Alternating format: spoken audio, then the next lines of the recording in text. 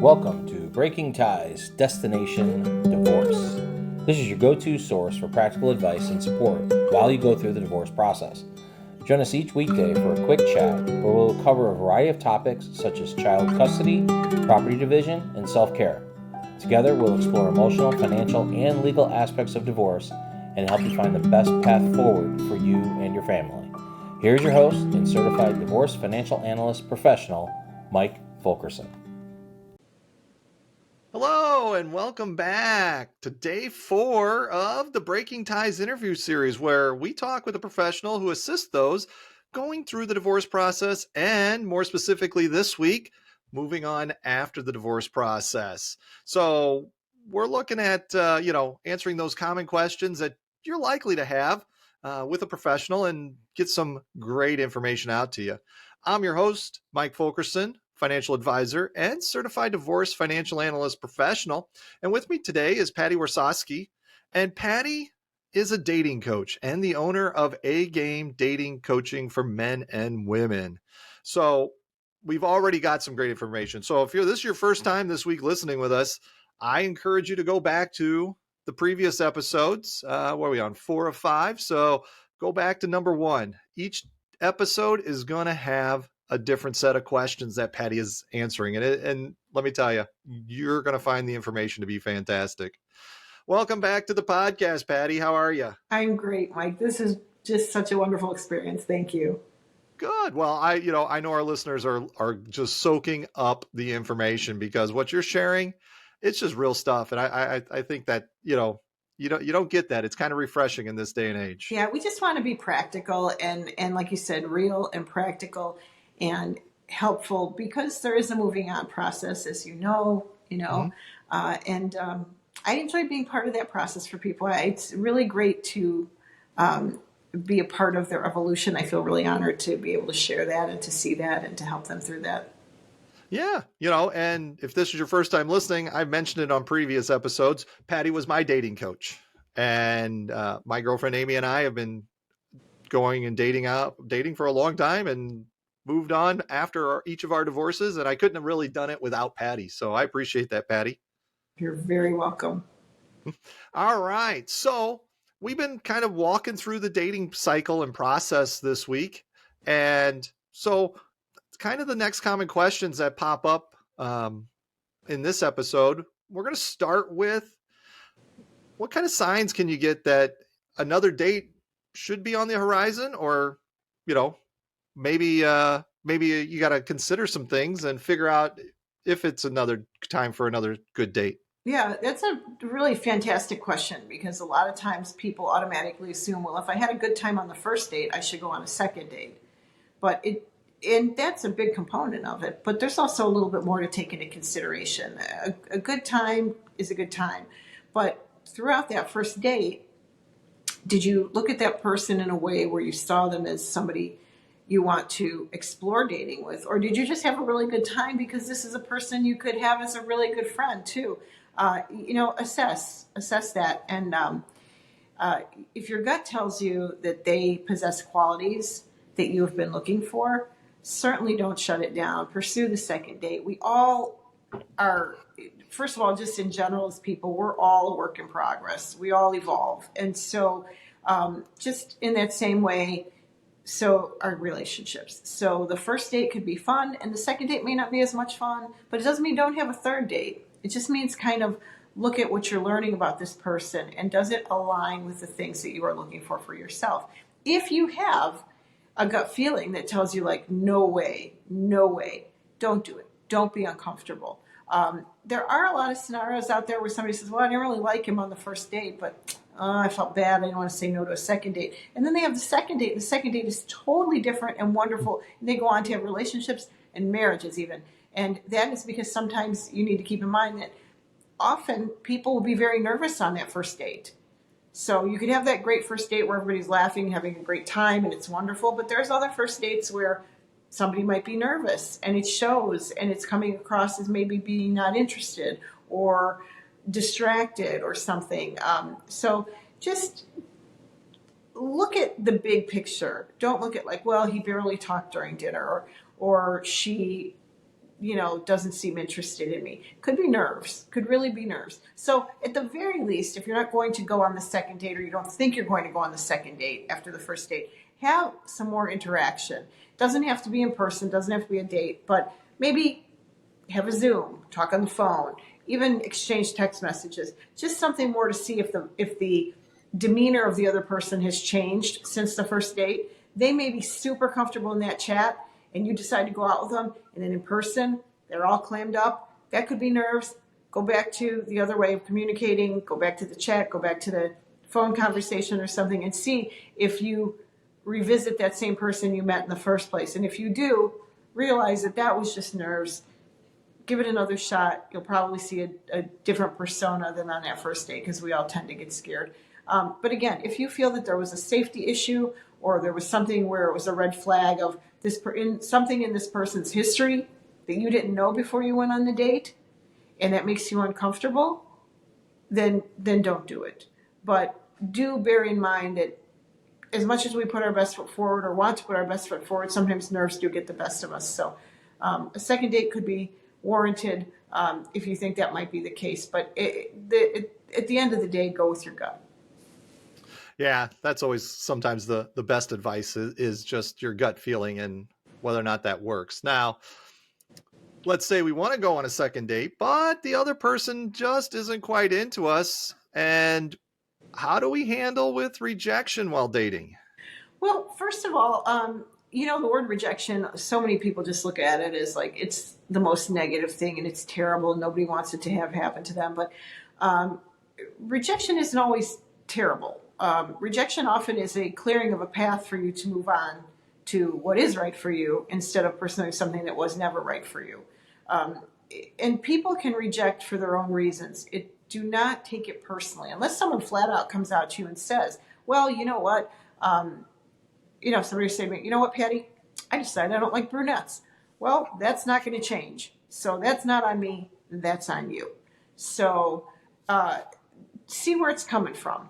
If you are baffled because you thought it was a good date and they're not interested, again, remember, you don't know everything about them. You don't know every aspect of their private life, and you don't know where their thoughts are. Maybe they were one of those people that we talked about in day one, where we said a well-meaning friend or family member kind of pushed them to get out there and date, and they just weren't really ready to date yet. So they're coming back and not pursuing more with you just based on that. A lot of times we don't have a way to know what the reasons are why there is no second date, which is why I tell you, just do not take it to heart and take it personally. And again, going to day two's, I think it was day two's topic, have confidence. Have confidence in yourself. If it didn't work out with this person, that's not your person. It's not your person, and it's not going to be your person, no matter how much you want that second date. It's a two-person dance we do here, so both people have to be on the same page. If one isn't, move on. Just move on. We are not in a population, we're not in Alaska where the male-female ratio is all messed up, or we're not in a population where if you don't date, you'll never date again. These opportunities are going to keep revolving around you and coming. So take those with confidence instead of letting your confidence be questioned because of somebody else's choice. Yes. Yeah, absolutely. And that's great stuff. And like you said, I think the main thing to realize is you're not always going to be on the same wavelength as the other person, and they may have a different viewpoint from a different angle that you're just not familiar with. So, it's a situation where you shouldn't really necessarily always beat yourself up. Absolutely. Don't do it. In that particular case. So now the dating thing's heating up or whatever. I mean, are there some signs that perhaps someone's rushing into a relationship too quickly? I mean, or maybe it's coming from the person you're dating. Yeah, it can come from both sides, actually, and it comes from a lot of different sources. Sometimes it will come simply from the fact that someone hasn't had a relationship in a long time, and something quasi-good comes along, and they just decide, okay, well, this feels okay. This feels pretty good. Why don't we just see each other more times a week instead of once a week? Why don't we go to 4 times a week? Or why don't I just stay at your house and you stay at my house every weekend? And why don't we do things, and let's plan a trip, and let's do this. And that over enthusiasm sometimes is a huge red flag. A lot of times it's somebody that maybe in their own life a little hungry for that interaction. So it's not necessarily saying, like, let's say, Mike, let's say we're you and me. It's not me saying to you, Mike, I really want to spend time with you. I am really enjoying getting to know who you are. It's saying, I don't want to be alone anymore. I've been alone for so long. Now I've got you. I've got you. I caught you. And I'm going to spend every bit of time with you. And let's do this. Now it's just about feeding their own need to just not be alone. So you don't want to fall into somebody else's, just convenience person. So that is a very, very big thing. Another red flag with that is if it isn't from a loneliness source, really carefully read between the lines and think, is it something that they might want from you? Is this somebody that's getting cozied up to you because there might be a financial reason? Maybe they see some reason to get closer to you because they think there might be an opening there for them to ask to borrow money or to move in with you or something. You don't know what they're not sharing from their own personal life. They may be in a situation where they need a place to live. So you look pretty good on paper, and I think I want to come live with you because I'm about to get, my lease not renewed or some other situation that's going to cause them to need a place to live. So they're laying groundwork for other things that have nothing to do with you, but you're going to be who they're going to use to get what they want. And you don't ever want to be somebody else's convenience or what they need for themselves. It is a two-person gig here. It is something everybody's got to be fair and equal to everybody else. So if you feel that there's something coming down the pike that's not going to be fair and equal to you because of this over-enthusiasm, you have every right to dial it back. Just because somebody wants to spend 4 or 5 days a week with you or spend weekends at your house doesn't mean that you have to do that. You can just say, no, I have a full schedule. This doesn't work for me right now. And if they really get angered and just say, fine, you know what? This isn't going to work for me. Well, there might have been an agenda there. If somebody says, I'm sorry, I just really like you so much. I like spending time with you.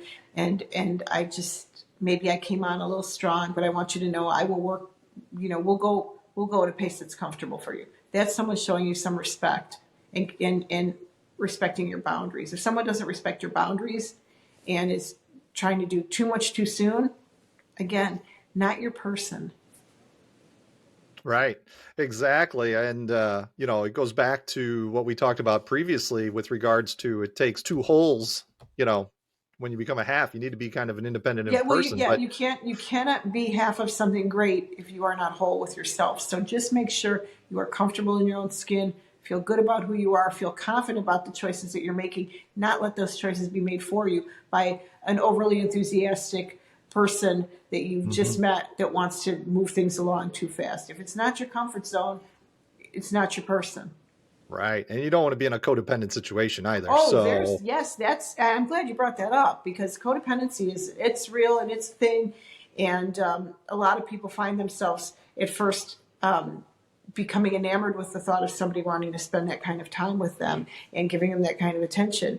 And it's kind of hard to see that it is a codependent situation where now you're not really a person that they so much can't live without.